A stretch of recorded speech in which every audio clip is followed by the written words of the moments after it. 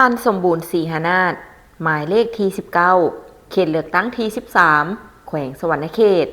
เป็นพนักงานหนุ่มหุ่นใหม่ที่มีความรู้มีวิสัยทัศน์และความมุ่งมั่นในการรับใช้ประเทศชาติหลังจากสำเร็จการศึกษาสาขาเฉพาะ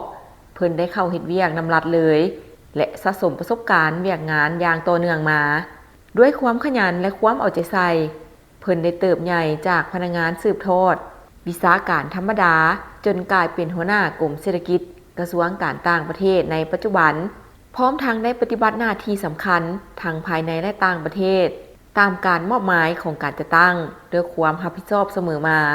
การลงสมัครเลือกตั้งสมาชิกสภาแห่งชาติในครั้งนี้เป็นก้าวสำคัญอีกขั้นหนึ่งที่สะท้อนให้เห็นถึงความพร้อมและความตั้งใจของเพิ่น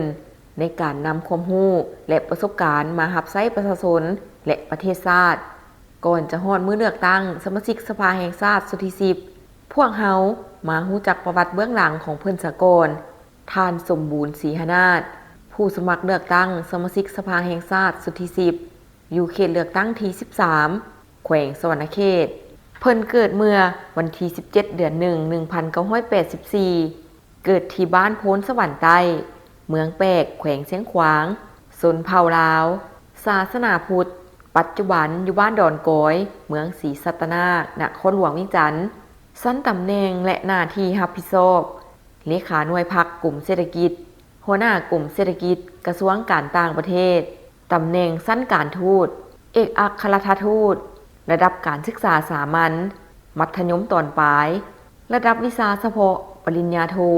สาขาพัวพันต่างประเทศอยู่มหาวิทยาลัยซานตง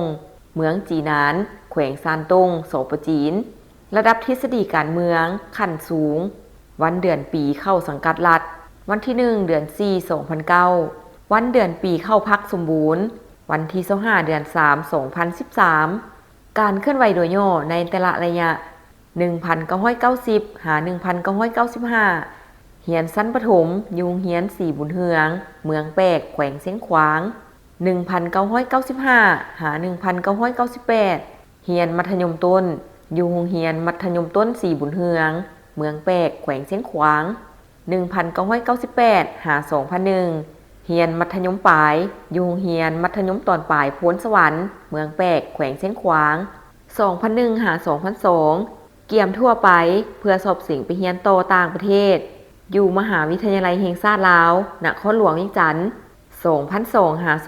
2003เรียนเกี่ยมภาษาเวียดนามอยู่โรงเรียนเต้78เมืองเซินเตยแขวงฮาเตยนครหลวงฮานอย2003 หา 2007เรียนวิชาเฉพาะชั้นปริญญาตรีสาขาคุ้มครองบริหารเศรษฐกิจอยู่มหาวิทยาลัยกัมมบาลนครหลวงฮานอยสสเวียดนาม2008 หา 2009รัฐกรฝึกงาน95สุนห้อยอยู่กลุ่มอาเซียนกระทรวงการต่างประเทศ2009 หา 2010เป็นวิชาการกลุ่มอาเซียนกระทรวงการต่างประเทศ2010 หา 2012เรียนวิชาเฉพาะชั้นปริญญาโทสาขาวิชาพัวพันต่างประเทศอยู่มหาวิทยาลัยซานตงเมืองจีนานแขวงซานตงโสปจีน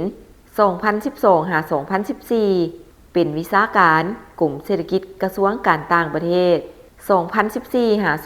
2016เป็นห้องหัวหน้าแผนกกลุ่มเศรษฐกิจกระทรวงการต่างประเทศ2016 หา 2019หัวหน้าแผนกกลุ่มเศรษฐกิจกระทรวงการต่างประเทศ2019 หา 2023เป็นห้องหัวหน้ากลุ่มเศรษฐกิจกระทรวงการต่างประเทศ2023 หา 2025กรรมการคณะพรรคกระทรวงการต่างประเทศเลขาหน่วยพรรคกลุ่มเศรษฐกิจหัวหน้ากลุ่มเศรษฐกิจกระทรวงการต่างประเทศปัจจุบันเป็นเลขาหน่วยพรรคกลุ่มเศรษฐกิจหัวหน้ากลุ่มเศรษฐกิจกระทรวงการต่างประเทศ